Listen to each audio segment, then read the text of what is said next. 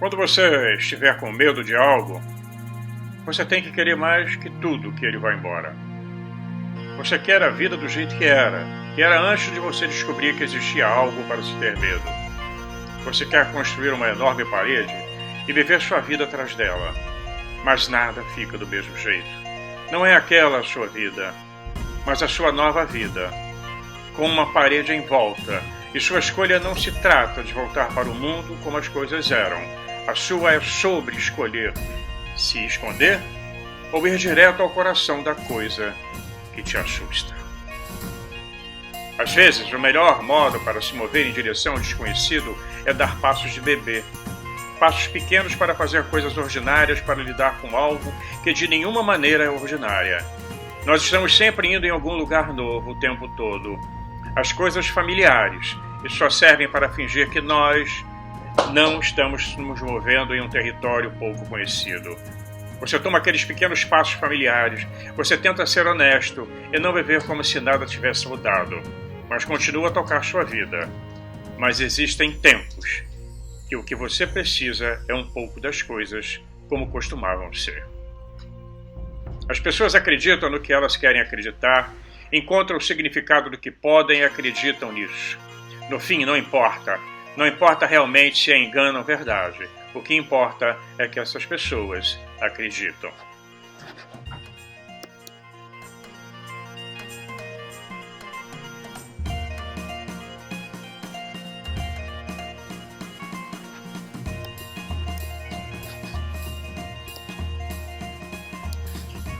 Olá, pessoal.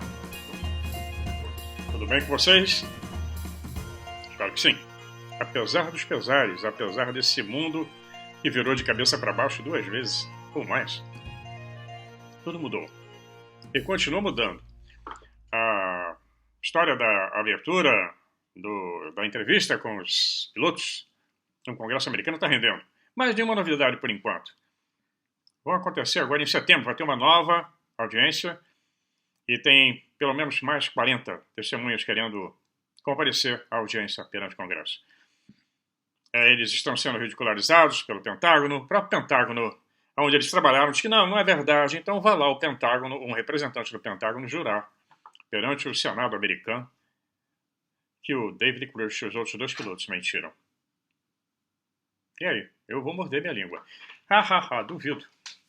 Mas vai haver sabotagem de todo tipo. Não se iludam. Como nós já conversamos em outros vídeos, tem muita gente grande envolvida nessa história e muita coisa aterrorizante. Ontem a Rússia mandou uma nave para a Lua. Foi um sucesso, um lançamento simples, sem grande alarido. Os americanos não conseguiram. Mandaram a Artemis, foi um problema sério, cheio de defeito, foi um fracasso total e já adiaram para 2025 e não temos ideia quando estará pronta. Não temos alternativa. Disse isso Billy Nelson e Jim Free, os novos diretores da NASA. Enquanto isso, a Luna 26, que é a nave que a Rússia mandou, vai liberar um jeepzinho no Polo Sul, um Hoover, para colher material. É bom lembrar que a China também tem um jeepinho no Polo Norte.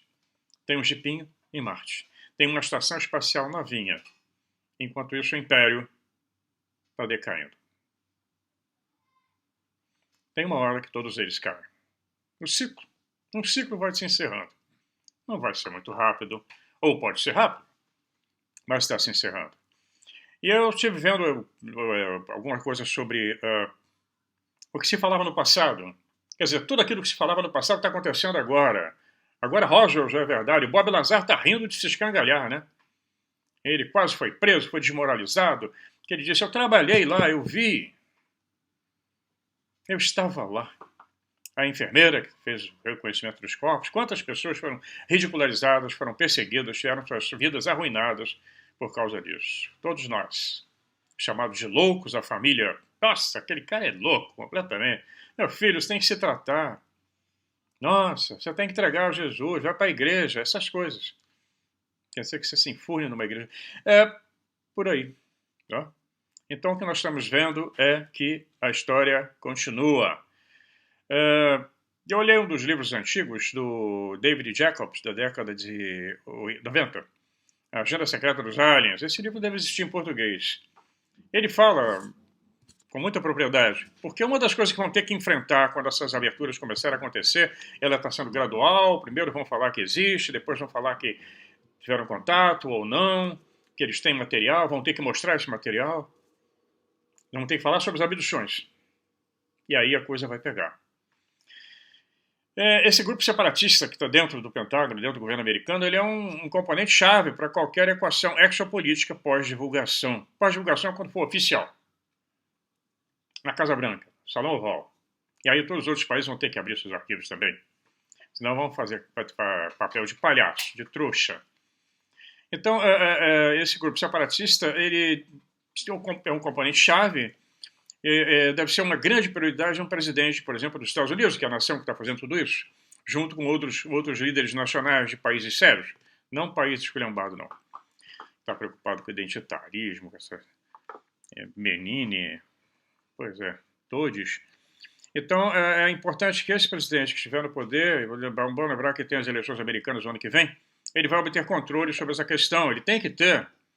Algum ocupante do Salão Oval terá coragem de tentar controle sobre isso, porque os outros não conseguiram. Isso está ali, acima do presidente. Está a nível de Estado, não está em nível de presidente de um país. Então a resposta depende não apenas das ambições desse presidente, mas da sua capacidade de administrar e influenciar as principais alavancas do poder dentro do governo, no caso do governo americano. Nenhum presidente pode fazer isso sozinho. Não é uma realidade gritante da nossa era que a lei não está sendo seguida em relação ao controle presidencial sobre a situação dos OVNIs, está escondido dele. Eles só são informados sobre alguns assuntos, outros não. É uma fonte, segundo David Jacob, fonte interna, disse aos autores, disse a ele, que teria conhecimento profissional que presidentes Reagan, Bush pai, foram informados sobre os OVNIs e extraterrestres. Eles têm quase certeza de que o presidente Carter também foi informado. Ele estava menos certo sobre o presidente Clinton e estava confiante de que o presidente George W. Bush não havia sido informado. O Bush filho, aquela besta quadrada, aquela monstruosidade, aquele animal, aquela... Eu não posso falar a palavra. Pois George W. Bush não havia sido informado. Outro indivíduo bem colocado diz que o presidente Obama foi informado, que é outro canalha, criminoso, devia estar preso num tribunal de guerra. Como... Esse sim é um criminoso. Destruiu vários países. Foram 2 mandatos, 7 guerras. Ele foi informado de fundamentos da realidade OVNI e ET, mas ele não teve influência sobre essa política. Ele só escutou e acabou. E ficou nítida a impressão de que o briefing não era obrigatório. Quer dizer, a apresentação dessas coisas não era obrigatória para o presidente. Né? Então, tem uma outra história também, segundo David Jacob, relacionada, contada por um oficial aposentado de um dos serviços militares dos Estados Unidos. Nessa época que ele lançou o livro, se você falasse, você podia ser eliminado. Agora a coisa está um pouquinho melhor. Né? Ele ressalta a falta de poder do presidente dos Estados Unidos sobre o assunto. Ele diz que esse funcionário que trabalhou nessa área estava já no leito de morte, bem idoso, e ele falou que existia uma instalação médica, né? Desculpem, ele estava num hospital, numa instalação médica, com um policial que estava acompanhando todo o esquema do lado de fora, né? Estava com uma equipe de segurança. Mas antes de morrer, ele manipulou esboços, ele traçou esboços sobre destroços alienígenas e disse que viu os corpos alienígenas. Os corpos que o homem tinha visto, definitivamente, segundo ele, não eram humanos, tinham olhos negros de inseto, igualzinho aos greys. E perto do final, o oficial que estava tomando nota desse moribundo opinou que era uma pena que a história do homem não pudesse ser revelada, que era um assunto muito importante para o mundo. E esse homem respondeu que nunca poderia falar, ele havia feito um juramento de sigilo vitalício. Pois é, e o oficial falou, puxa, mas não seria maravilhoso se ele fosse dispensado desse seu juramento por uma ordem, digamos, por uma ordem executiva de um presidente? A resposta do moribundo foi surpreendente e instrutiva. Essa é que é a parte mais importante. Ele disse o seguinte, abre aspas, seria preciso muito mais do que uma ordem executiva do presidente para me liberar do meu juramento. Quando perguntado por um dos autores o que isso significava, o policial respondeu que, obviamente, significava que uma outra pessoa ou outro grupo estava no comando. Quando perguntamos se isso significava que o grupo de controle internacional seria algo como os Bilderberg, que estava no comando? A resposta dele foi: sim, algo assim. Pois é. Outro político americano importante é o John Podesta. Ele foi conselheiro sênior do presidente Bill Clinton e chefe de transição do governo Obama. Ele trabalhou, inclusive, na tentativa da eleição da Hillary Clinton, na época das últimas eleições, né, que o Trump disputou. Ele disse o seguinte, que ele, como conselheiro, ele falou abertamente sobre a necessidade de abertura sobre a questão dos OVNIs, embora implicitamente reconhecendo a falta de autoridade presidencial sobre o assunto. É impressionante, né? O poder dessa turma. No National Press Club, em 2007, ele disse: eu acho que é hora de abrir os livros sobre as questões que permanecem no escuro, sobre as questões dos OVNIs. É hora de descobrir qual é a verdade que realmente está por aí. Devemos fazê-lo porque é certo. Devemos fazê-lo porque o povo americano, francamente, pode lidar com essa verdade. E devemos fazê-lo porque é a lei. Justificado ou não, o fenômeno OVNI levou à criação de uma estrutura extensa, ilegal, extraconstitucional, fora do controle do mais alto funcionário eleito do país e além da supervisão dos representantes eleitos pelos cidadãos. Um poder violento. Muito grande, mas não é poder de ministrinho que não é ministro que fica mandando aí no Brasil, não. Essa coisa vagabunda que está aí, não. É uma coisa muito mais poderosa. Aquilo ali é apenas uma marionete. Então, tem um filme de sucesso de 1996, Independence Day, o Dia da Independência, né? Onde todo mundo viu, eu vi várias vezes. Muito interessante, com o Will Smith. Eu não gosto dele como pessoa, mas ele é ótimo como ator. Então, o Dia da Independência, alienígenas hostis transformam a Terra em um inferno de morte e destruição, e nela, nesse caso, engenhosos seres humanos lutaram juntos contra um inimigo comum, salvando o planeta. Esse cenário de Hollywood não é novo, mas tem dominado as versões em tela larga, né, na grande cinema, do contato alienígena desde a década de 50, né, com vários filmes que vêm falando sobre esse possível contato. Alguns contatos, na maioria dos filmes, são terríveis. São poucos os que os contatos são benéficos, como contatos imediatos de terceiro grau, né? ET. Então, nós vamos ver que essa coisa já não é de agora, é que chegou ao ápice, chegou ao limite, saturação, ponto de saturação. O grupo Breakaway, separatista, está começando a agir lá dentro, por isso que eles estão fazendo essa abertura. E tem que contar com outro fator, é que eles estão passando por uma crise nos Estados Unidos em todos os setores. E quando você está caindo, como bom americano, vai cair atirando, como um cowboy, como John Wayne.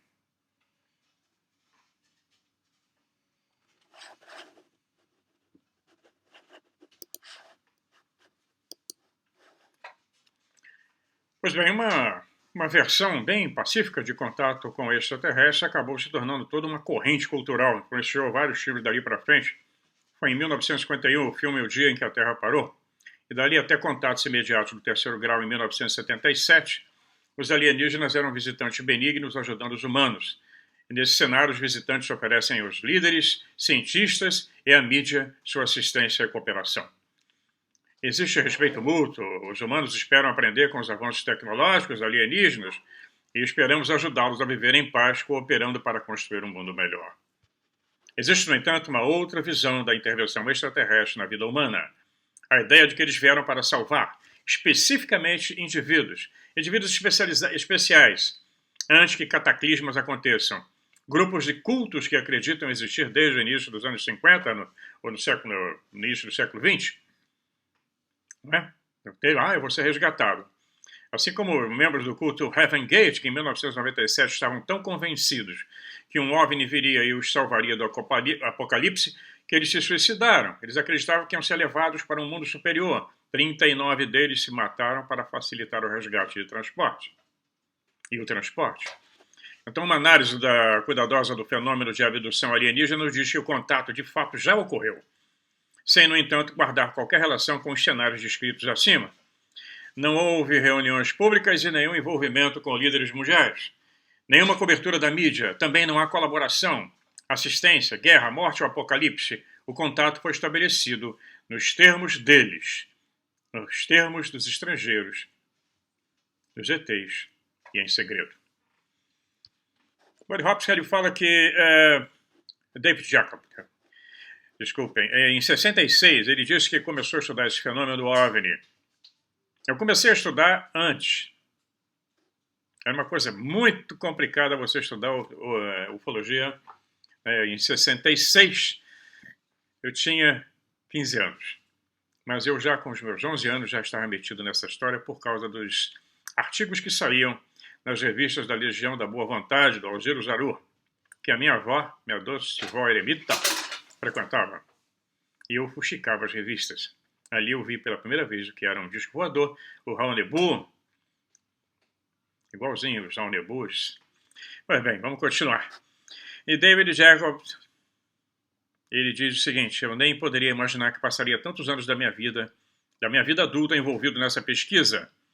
Nunca pensei que diriam meus filhos que eles não mencionassem isso em suas escolas para que não fossem alvo do ridículo, mas impiedoso.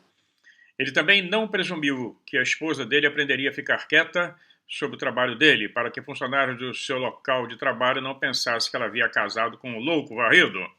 Naquela época você podia ser até internado. Quando ele continua, quando eu discuto o fenômeno de abdução com os meus colegas da comunidade acadêmica, eu estou ciente de que eles acham que minhas habilidades intelectuais estão seriamente prejudicadas. E, finalmente, sento-me nessa pequena posição confortável, tentando adivinhar as consequências futuras da minha pesquisa sobre os alienígenas. Esse vai ser o ponto mais barra pesada, eu acredito, que vão ter que lidar quando começarem a abrir oficialmente toda essa história. A pesquisa dele... estou olhando aqui, tem uma coisa linda. Não, a Magdalena é sempre linda.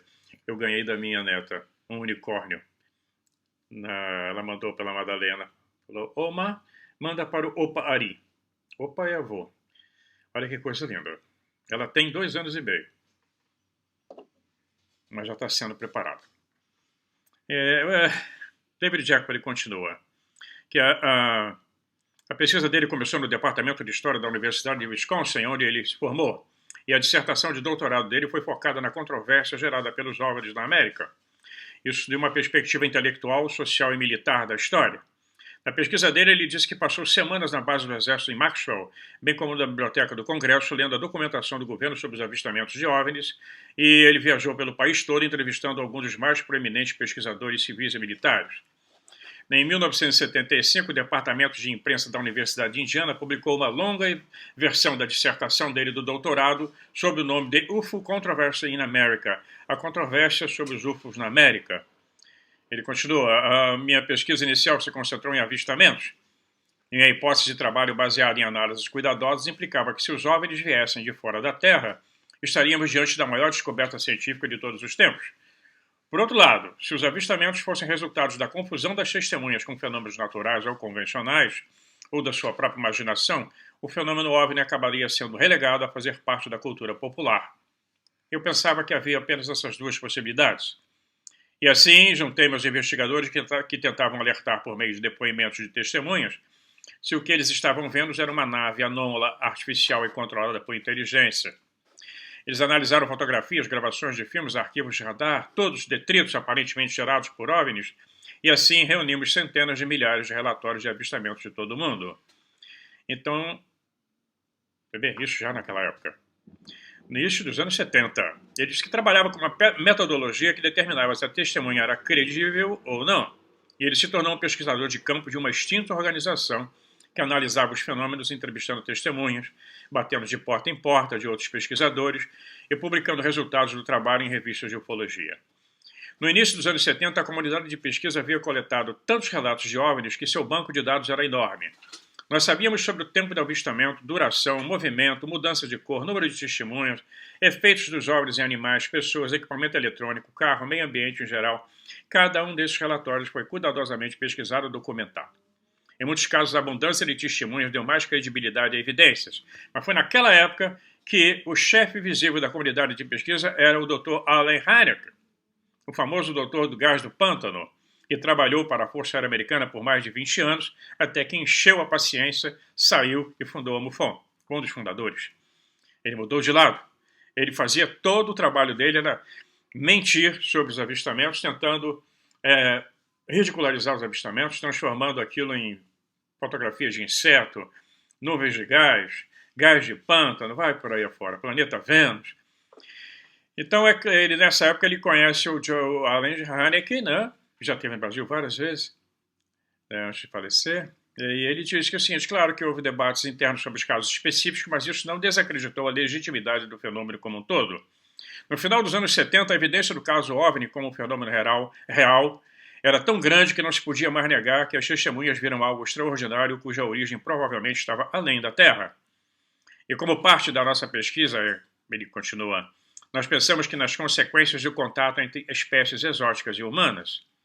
Teorizamos sobre isso teorizamos sobre como isso afetaria as religiões, as instituições governamentais e qual seria o lugar do homem nesse universo. Debatemos se o contato já teria ocorrido ou se as intenções dos alienígenas eram hostis. Os OVNIs pareciam querer manter distância, evitando contato formal.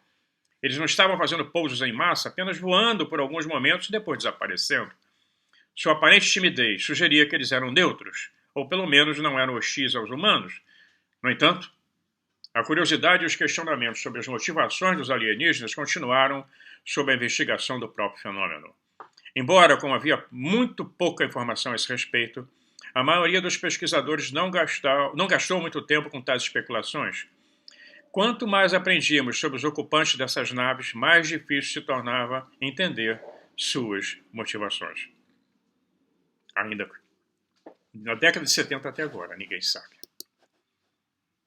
Mas não são boas. Não são. Está corrido, né? Mas é muita informação. Eu estou fazendo esse relato sobre esse livro do David Jacob, porque muita gente não tem acesso, não pode comprar o livro, não vai encontrar. E aqui nós vamos batendo esse papo. Como eu já disse, o nosso canal é bate-papo. Não estou aqui para obrigar ninguém a acreditar em nada. O nome do canal é Enigma Buscando Respostas. Não temos as respostas todas, talvez nunca tenhamos. E também não estamos impondo verdade alguma. Eu sempre repito, sempre quem acompanha o canal sabe, nessa área todo mundo tem razão e ninguém tem razão. Até que apareça a prova física.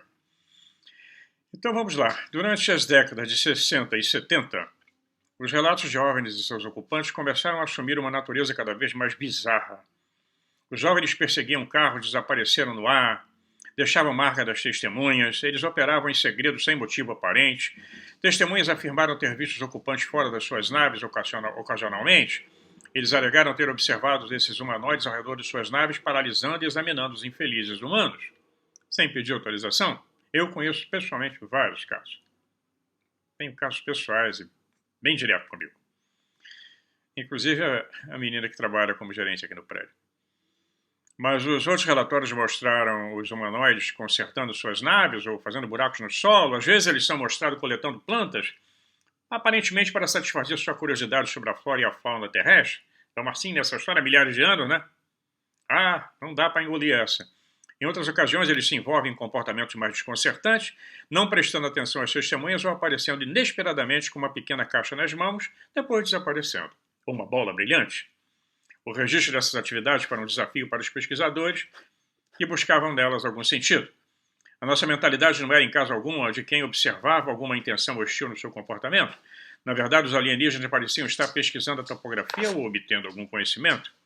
Foi quando aconteceram os sequestros, famosos, do Barney Hill e Beth Hill, em 1961, e que parecia que os ETs tinham apenas um propósito de mera curiosidade. Embora Barney e Beth Hill não fossem charlatões dos anos 50, que apareceram depois, tentando ganhar dinheiro com a história, ninguém poderia ter certeza de que eles não estavam fabricando seu testemunho. E, assim como outros relatórios de sequestro, os investigadores suspeitaram da possibilidade de fraude. E teria sido fácil para David Jacob assumir a posição cética. Ao contrário daqueles que avistam OVNIs, os abduzidos têm fotografias. Não têm fotografias, aliás. Não há arquivos de radar sobre suas experiências, não tem registro nenhum, é só o relato deles, não tem filmagens, e geralmente não há testemunhas. Suas histórias foram extraídas por meio de hipnose, e que foi um claro impedimento para lhes conferir credibilidade. E devido à natureza extrema das alegações de abduções, ele evitou o fenômeno da abdução na medida em que o conhecimento sobre ele começou a crescer. No caso de Barney e Beth Hill, foi o que pôde ser entendido como padrão, no qual os alienígenas cinzentos se comunicam telepaticamente com eles, os examinam e parecem interessados na reprodução humana. Após o sequestro, Os rios sofreram de uma forma de amnésia e sua memória do incidente só pôde ser restaurada com o uso da hipnose. Então, esse é bem conhecido, é um dos casos clássicos, no primeiro, dentro da ufologia. O livro foi um best-seller, é um caso de sequestro mais conhecido, mas são milhares e milhares. Temos aí também Antônio Vilas Boas, no Brasil, em 1957. Vilas Boas disse ter sido sequestrado enquanto dirigia o trator do pai. Ele alegou ter tido relações sexuais com alienígena com características femininas, quase humanas. E esse caso era muito embaraçoso e desconcertante para os investigadores levarem a sério. E não foi publicado até 1966, no mesmo ano em que o relato dos rios se tornou conhecido publicamente, né? Temos o caso de Pascagoula, 73, homens que falaram que foram sequestrados. Temos em 75 Travis Walton, que esteve aí no Brasil agora há pouco tempo. Ele foi sequestrado e desapareceu de seu ambiente por 5 dias. Momentos antes de seu sequestro, 6 testemunhas observaram Travis ser atingido por uma bola de luz que emergiu de um OVNI. Testemunhas entraram em pânico e fugiram e só voltaram depois de um tempo, depois que Travis já havia desaparecido. Travis Walton parece que ele queria ser sequestrado, transformando toda a sua conta em um negócio, sua história num negócio suspeito. E o sequestro de Pascagoula, como o de Travis, não se encaixa nas descrições dadas por outros abduzidos. Há uma possibilidade de ter sido fraude.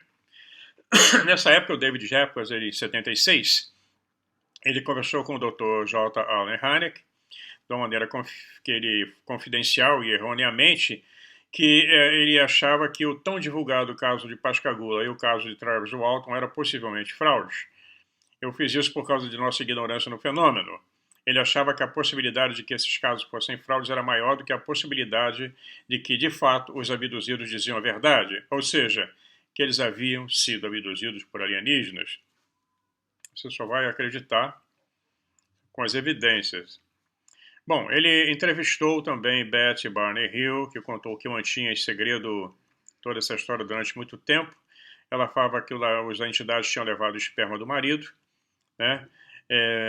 Buddy Hopkins, David Jacob, são os dois pesquisas, por isso que eu confundo o nome o tempo todo.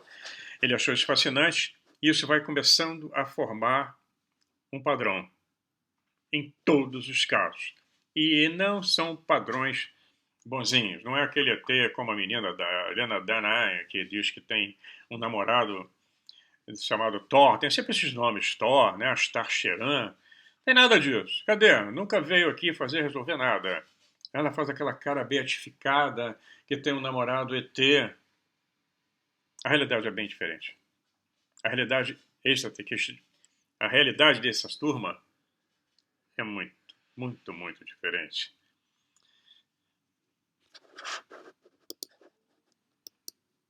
Bom, nós íamos ficar aí horas e horas falando sobre esses casos. Tem vários livros sobre o assunto, vários pesquisadores, mas só quero mostrar para quem chegou agora na área. Essa história é muito antiga. O que está acontecendo agora nos Estados Unidos é uma virada.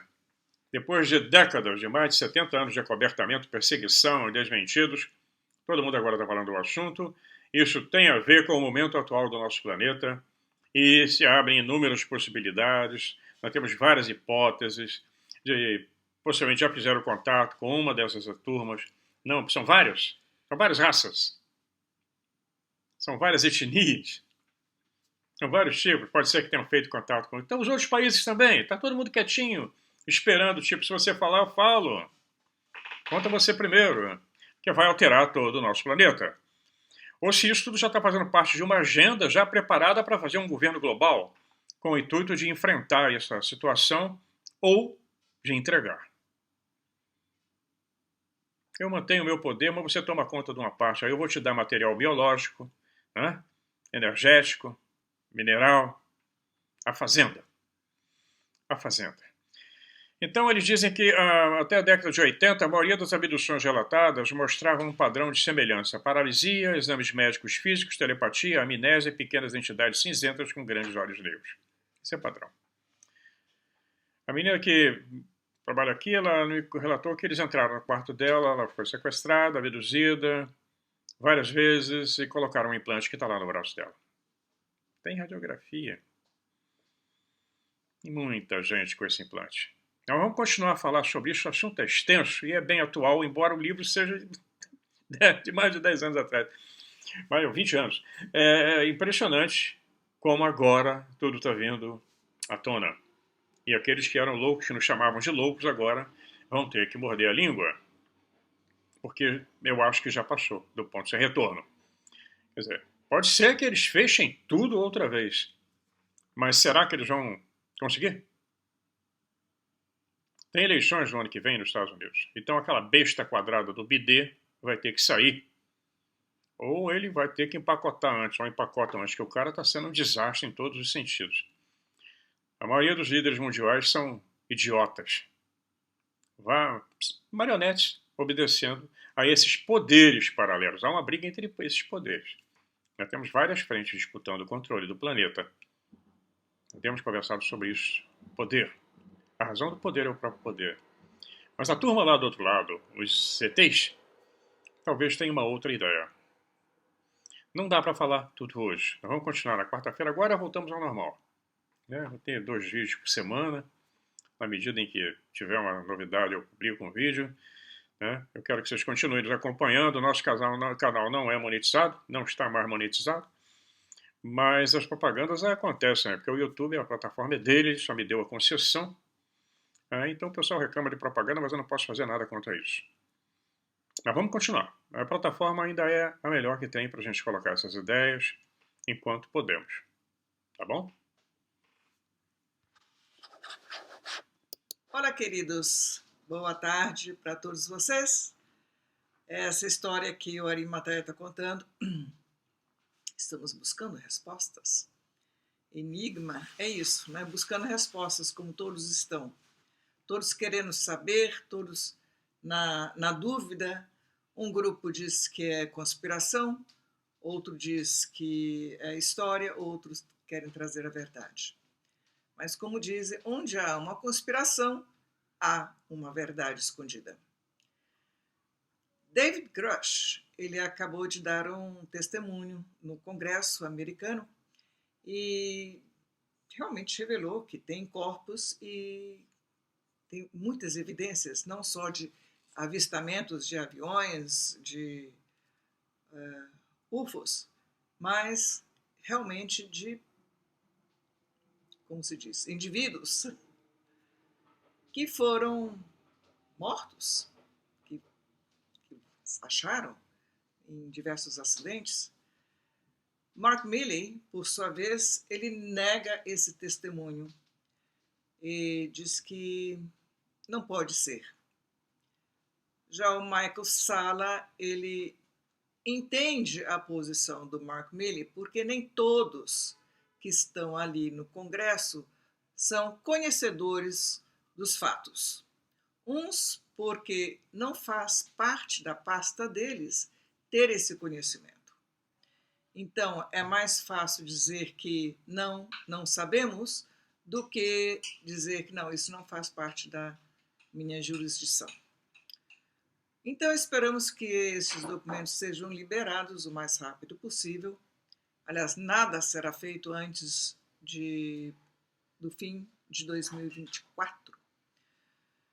Inclusive, os corpos que eles acharam na Itália, em 1933, que até hoje ainda não foram divulgados. Muito bom. De 1933, pulamos para hoje, no Peru, perto de Lima, na aldeia chamada Palunavai, houve um avistamento e uma menina de 15 anos foi quase sequestrada, quase porque ela conseguiu se livrar. Se livrou, voltou para a aldeia correndo, com vários machucados no pescoço, e todos os moradores, os homens da vila, foram atrás desses seres e atacaram. Houve uma luta muito grande. Já isso tendo acontecido, por outro lado também existe a história que não, isso aí é a história dos mineradores, fazem isso para justamente amedrontar os moradores da vila, eles se afastam então abandonam a vila e os mineradores tomam posse para o seu trabalho. Isso seria uma teoria se não fosse os mesmos tipos de casos acontecendo em outras vilas onde não há nenhum indício de minerais interessantes. Enfim, muito mais assunto para o Ari contar nos próximos vídeos. Só dei uma chamadinha aqui. Enfim, o que eu mais desejo é a todos os pais hoje no Brasil um feliz Dia dos Pais, que sejam extremamente felizes e agradecidos por essa fase de sua vida, né? Ser pai é uma coisa maravilhosa. E que sejam abençoados com filhos lindos e futuras gerações. Que todas as suas gerações e descendências sejam abençoados para trazer o melhor para este mundo, para esse planeta que tanto necessita. Um bom dia para vocês, foi um prazer, um grande abraço, fiquem na paz. É isso aí, pessoal. Um grande abraço a todos vocês. Obrigado por estarmos todos juntos aqui. Vocês que estão sempre comparecendo no canal. Somos todos uma grande e gigantesca família virtual, mais real que muitas famílias físicas por aí. Fiquem na paz. Até quarta-feira. Teremos um novo vídeo. Só lembrando a quem está novo no canal aí, a Magdalena não é brasileira, ela é indo-holandesa. Ela nasceu aqui na Holanda, mas tem a família javanesa. E ela fala português muito bem, muito melhor do que eu até. Um abração, até lá.